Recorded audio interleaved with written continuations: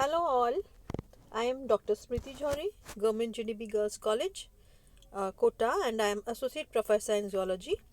And today I am teaching, I am taking the class for BSc Part 2, and paper is 1 and unit is 1. So in the last class we read about the cultivation or the culture of the lac insect, and there were various methods which we discussed. First was the natural inoculation method, and now today we will be going through the artificial inoculation method. अब artificial inoculation में क्या होता है, हम उसके lac insect के cultivation की means damage की संभावना एकदम निल करने की कोशिश करते हैं.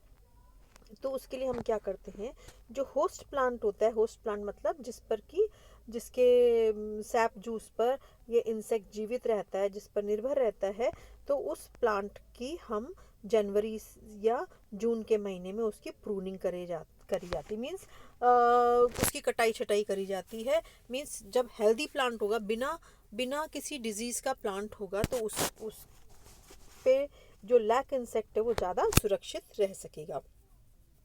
फिर जो टहनियाँ होती हैं उसमें हम इंसेक्ट निम्स जो होते हैं लेबोरेटरी में जो हम रखते हैं हेल्दी निम्स को, उन पे रिलीज़ करा जाता है just before the swarming. Means just उन एग्स से निकलने से जस्ट पहले उनको उस पेड़ की डाली पे, स्वस्थ पेड़ की डाली पर उनको छोड़ दिया जाता है.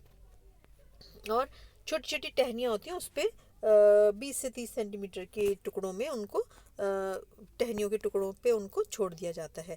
फिर इन सभी जो टहनियाँ हैं छोटी छोटी, उस पर स्मॉल लीव्स, फ्रेश लीव्स जो आ रही होती हैं ताज़ी ताज़ी, उनको आपस में बांध दिया जाता है.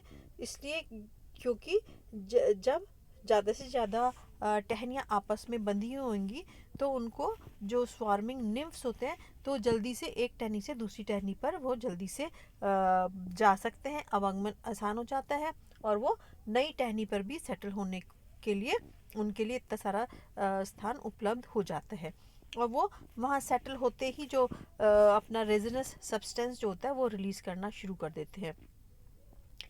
फिर क्या होता है, जब स्वार्मिंग होती है, छोटे छोटे निम्स आ गए, वो आसपास की जो गुट्ठर बनाया है हमने छोटी छोटी टहनियों का, उस पर चले जाते हैं. तो हाँ, उन कट वाले पीसेस को उन काट कर जो पेड़ में से उनको निकाल लिया जाता है, होस्ट प्लांट में से, फ्रेश होस्ट प्लांट में से निकाल लिया जाता है. अब इसमें कौन कौन से प्रिकॉशंस रखने, कौन कौन सी सावधानियाँ बरतनी ये सब काम करने में, ये है कि ट्विग्स, जो डंडियाँ ताज़े पेड़ पर जो होस्ट प्लांट है, फ्रेश होस्ट प्लांट है, उस पर जो बंधी हुई हैं, उनमें काफ़ी अधिक संख्या में एग्स या निम्स होने चाहिए, मीन्स स्मॉल लैक इंसेक्ट्स होने चाहिए. और फिर हमको ये भी इंश्योर करना चाहिए कि जो ट्विग्स पे जिस पे कि बहुत सारे एग्स थे, निम्स थे, उस पर कोई और कीटाणु या जीव जंतु किसी का भी मतलब पैरासिटिज्म इज़ नॉट सीन, या कोई और जीव जंतु जो कि लाख के इंसेक्ट पर निर्भर करते हैं, उस तरह के कोई जीव जंतु नहीं है, या पैरासाइट्स या predators are not present in that case. तो हम ये देखते हैं. फिर क्या होता है, जो निम्स जो इन छोटी छोटी टहनियों पर प्रेजेंट होते हैं वो हेल्दी होते हैं एंड वो मेटामॉर्फोस करने के लिए तैयार होते हैं. 3 से 4 डंडियों को हम यूनिफॉर्म इनोकुलेशन के लिए इस्तेमाल करते हैं कि उनमें लगभग सेम ही एज के, सेम ही टाइम पर वो ग्रो करने वाले निम्स प्रेजेंट होते हैं. अब हाँ, हमने देखा था पिछली बार जब हम नेचुरल प्लांट्स के बारे में, नेचुरल इनोकुलेशन के बारे में बात कर रहे थे, तो हमने देखा था कि अगर एक ही पेड़ पे बहुत सारी crops of lac insect is produced और इज कलेक्टेड, तो उसमें क्या होता है, जो सैप ऑफ द प्लांट की भी कमी हो जाती है, उसकी क्वालिटी भी निरंतर गिरती जाती है, क्योंकि एक तरह से वो लैक इंसेक्ट क्या कर रहा है, it is also acting as an ectoparasite because it is feeding on the plant sap juices of that particular plant. तो इसलिए ना होस्ट प्लांट को निरंतर यहाँ पे आर्टिफिशियली हम उसको चेंज करते रहते हैं. अब इनोकुलेशन पीरियड क्या होता है इन इंडिया, हम भारत देश की बात करें तो उसमें हम देखेंगे कि 2 types of lac crops are obtained throughout the year. पहली कैसी है, रंगिनी एंड कुसुमी क्रॉप. ठीक है। और रंगनी क्रॉप का क्या होएगा, ये दो तरह की इससे हमको लाख मिलेगी, कार्तिकी और बैसाखी। जैसे कि नाम से आपको पता पड़ रहा होगा, कार्तिक और बैसाख मीन्स कार्तिक के महीने में और बैसाख के महीने में ये वाली क्रॉप हमको मिलेगी।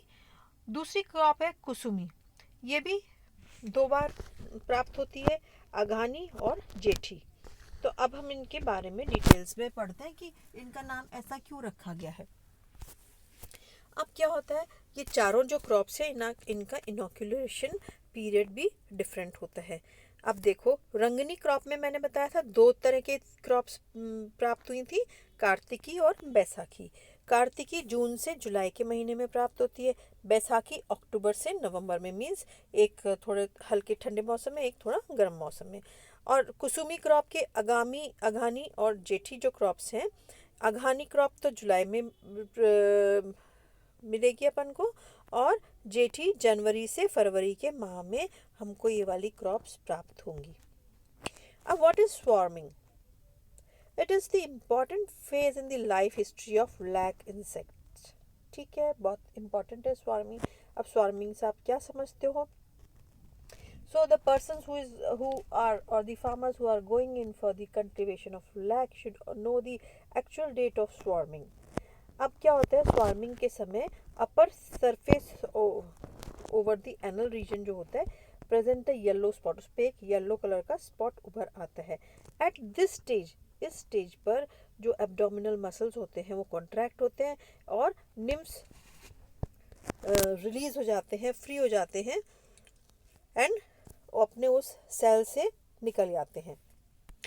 एब्डोमेन में वो जो सेल के अंदर बहुत सारे एग्स देते हैं, मेल सेल बताया था, फीमेल सेल बताया था।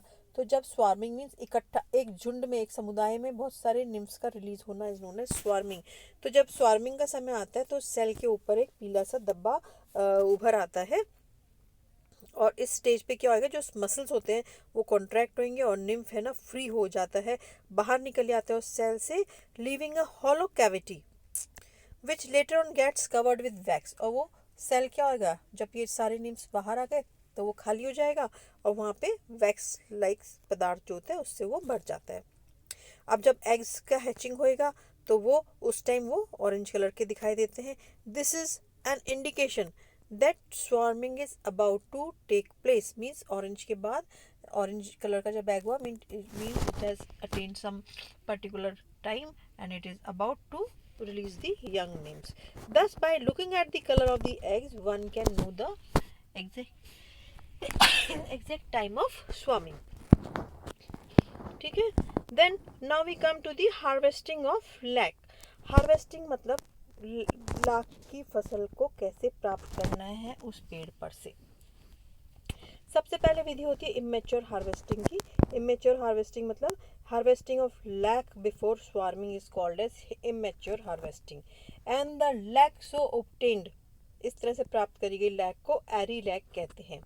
इन this process lac insects may be damaged at the time of harvesting, क्योंकि उनके स्वार्मिंग नहीं हुई उसके पहले ही हमने लाख की उपज को ले लिया, प्राप्त कर लिया, तो उसमें संभावना क्या होती है, लैक के कीड़ा की मृत्यु भी हो सकती है और उसकी पॉपुलेशन को भी ये इमेच्योर हार्वेस्टिंग अफेक्ट करती है। और ये जो लैक जिससे हम लाख का प्रोडक्शन करना चाहते हैं, लैक के कीड़े, वो उनकी मृत्यु हो जाती है। दूसरा होता है मैच्योर हार्वेस्टिंग। मैच्योर हार्वेस्टिंग कब होगी? Mature harvesting of lac takes place after the swarming, मतलब लैक, इसको मैच्योर लैक कहेंगे, और यहाँ पे better quality of lac is certainly obtained in cold areas. अब हार्वेस्टिंग पीरियड क्या होगा, मीन्स कब हम फसल काट सकते हैं, प्राप्त कब कर सकते हैं लाख की फसल, इनके भी डिफरेंट क्रॉप्स के अलग अलग समय होते हैं, इनोकुलेशन पीरियड अलग अलग होते हैं। अब देखो, सबसे पहली क्रॉप थी कार्तिकी का इनोकुलेशन पीरियड क्या था, जून से जुलाई, एंड हार्वेस्टिंग मीन्स जब हमको प्राप्त होगी वो अक्टूबर से नवंबर में। बैसाखी में अक्टूबर से नवंबर में एग्स एंड निम्स का फॉर्मेशन होएगा और वो मई जून तक हमें लाख का उत्पादन इकट्ठा हम कर सकते हैं। सिमिलरली अगानी का इनोकुलेशन पीरियड जुलाई का है और जनवरी से फरवरी के माह में हमको लाख मिल सकती है इन वाले कीट से। जेठी में हमने देखा जनवरी फरवरी के माह में तो इनोकुलेशन होगा और मीन्स एग्स एंड निम्स का फॉर्मेशन होगा, और जब तक वो युवावस्था को प्राप्त करते हैं तो जून से जुलाई के माह में हमको काफ़ी मात्रा में लाख मिल सकती है, प्राप्त हो सकती है। अब क्या है, recent plan for lac cultivation due to increasing, दिन पर दिन इसका लाख का कारोबार बढ़ता जा रहा है। तो due to increasing number of lac industries, दो तरह के सिस्टम्स डेवलप करे गए हैं जिससे कि लाख बहुत ही अच्छी मात्रा में प्राप्त हो सके। पहला है coupe system. In this system all the trees of the host plants in a field are not used continuously। बहुत सारे पेड़ लगाते हैं पहले तो जिसपे कि हमको लाख के कीट का पालन करना है, परंतु इस क्यूपे सिस्टम में हम सारे पौधों का एक ही समय पर उपयोग नहीं करते। इनको instead they are divided into, उनको 5 समूहों में बांट लेते हैं, ग्रुप्स में बांट लेते हैं। और this artificial division of trees is called as coupe system of crop cultivation. Means एक समूह से हमने एक बार में फसल प्राप्त करी, फिर उसको हम छोड़ देंगे जिससे कि वो ग्रो करे, हेल्दी हो, अपने वापस उसके नई कोपले नई पत्तियाँ वत्तियाँ आ जाए, और अगर बाई चांस कोई प्रीडेटर पैरासाइट्स हैं तो उनका भी हम उपचार कर सकते हैं उस पेड़ का। फिर हम दूसरे समूह के ऊपर जाते हैं। इस तरह से हम क्यूपे सिस्टम में 1 बाय 1 सभी समूहों के ट्रीज से काफ़ी सारी फसल प्राप्त कर लेते हैं। अब दूसरा पैटर्न है, this is the alternation of plants. In this system क्या होगा, variety of host plants is change after one crop. हमने देखा केर के अलावा कैर वृक्ष पे, फाइकस की काफ़ी, अंजीर के वृक्ष पे, और फिर बेर के वृक्ष पे, इस पे ये लाख के कीट जीवित रह सकते हैं। तो हम हर बार उसी तरह का पेड़ नहीं लेके उन पेड़ों की वैरायटी को बदल देते हैं, जिसके कारण कि होस्ट प्लांट्स को काफ़ी समय मिल जाता है रिकवर करने के लिए, हेल्दी होने के लिए। तो ये 2 तरीके हैं, ठीक है, तो जिनसे कि हम लाख की अच्छी फसल प्राप्त कर सकते हैं। नाउ जब लाख प्राप्त कर ली तो अब इसका प्रोसेसिंग कैसे करेंगे, तो इसकी भी एक विधि होती है। अब क्या होता है, बहुत सारी जो लाख जो उत्पादन होता है पेड़ों पर, तो काफ़ी सारी मात्रा में तो उसको इकट्ठा कर लिया जाता है, परंतु कुछ पार्ट को होस्ट प्लांट पर ही छोड़ दिया जाता है, ठीक है, कि भाई वो आकर्षित कर सके। और जनवरी से जून के महीने में या जनवरी से जून के महीने में हम उन पेड़ों की कटाई छटाई या प्रूनिंग करते हैं जिससे कि पेड़ भी स्वस्थ रहे। अब क्या होता है, जो पेड़ की टहनी जिसपे कि लाख कीट के बहुत सारे अंडे हैं, उसको ब्रूड लैक स्टिक कहते हैं। मतलब ब्रूड मीन्स काफ़ी सारे मात्रा में उसके एग्स होंगे, and the lac is called as the brood और स्टिक लैक। अब इस जो डंडी हमने ली जिसपे कि बहुत सी लाख लग रही थी, तो उसको पहले खुरच के उस डंडी में से निकाल लिया जाता है। फिर जैसे कि उसमें इम्प्योरिटीज़ होती है, क्योंकि रेजिनस सिक्रीशंस होते हैं लाख के, फिर हवा के संपर्क में आने से धीरे धीरे वो हार्ड होता जाता है। तो उसमें क्या होता है, उड़ने वाले कीट या दूसरे इंसेक्ट के एग्स वगैरह वो चिपक जाते हैं। तो अब जो भी इम्प्योरिटीज़ होती है उस लैक में, जैसे कि डेड इंसेक्ट्स, एग्स होते हैं, कलरिंग मैटर एक्सेट्रा, जो भी चीज़ें होती हैं इम्प्योरिटीज़, उनको रिमूव करा जाता है। देन उसमें क्या करते हैं, उसको हैंड ऑपरेटेड मोटर मीन्स खलबट्टे में या पेसल एंड मोटर जिसको बोलते हैं, उससे इसको कूटा जाता है। फिर इस मटेरियल को ड्राई करते हैं, सुखाया जाता है। तो अब इसकी अलग अलग प्रोसेस होती है इनकी। तो छोटे छोटे कण में जो लाख कूटने के बाद मिलती है उसको तो सीड लैक कहते हैं। फिर डस्ट होती है, एकदम फाइन डस्ट होती है, जिससे कि खिलौने, चूड़ियाँ और अन्य शो पीस वगैरह बनाए जाते हैं। फिर जो लकड़ी होती है जिसपे से कि लाख का इंसेक्ट जिसपे लाख का डिपोजिशन था, थोड़ी सी लाख रह जाती है, उसको it is used as that wood is used as a fuel. हमने देखा अगर हम लाख की चूड़ी पहन के गैस के सामने या चूल्हे के सामने हम काम करते हैं तो हमारी चूड़ी तापमान से थोड़ी सॉफ्ट होके शेप लॉस्ट कर देती है। तो मीन्स हाईली इन्फ्लेमेबल होता है लैक। तो ये वुड जो होती है जिसपे कि लाख चिपका होता है थोड़ा सा, वो फ्यूल के जैसे जलाने के काम में आती है। अब क्या होता है, जो सीड लैक होता है शुरू में प्राप्त होता है, उसको पानी में भिगो दिया जाता है और पैरों से उसको गूंथा जाता है या कुचला जाता है। फिर कुचलने के बाद उसको वॉश किया जाता है, तो उसमें वाइन कलर के मीन्स रेडिश कलर के पिगमेंट्स मिलते हैं। जो कि आजकल डाई फैक्ट्री में भी काम आते हैं नेचुरल डाइज के रूप में। फिर ग्रैनुलर सीड लैक होती है, उसको सुखाया जाता है, फिर उसकी ब्लीचिंग करी जाती है धूप में, जिसके छोटे छोटे बैग्स के अंदर डाल देते हैं जिससे बिखरे नहीं हो। 10 से 12 फीट लॉन्ग के बैग्स होते हैं कपड़े के। फिर उनको गर्म किया जाता है चारकोल फायर पे, मीन्स चूल्हे की फायर पे उसको गर्म करा जाता है।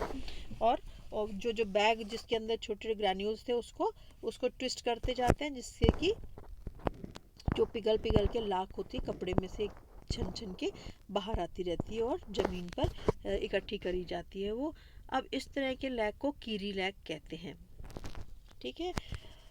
अब ये जो स्क्वीज लैक हो गई, वो अगर जिस तरह से उसको गिराया जाता है बटन लैक कहते हैं या प्योर लैक होते हैं, उसको प्योरिटी होती है इसमें।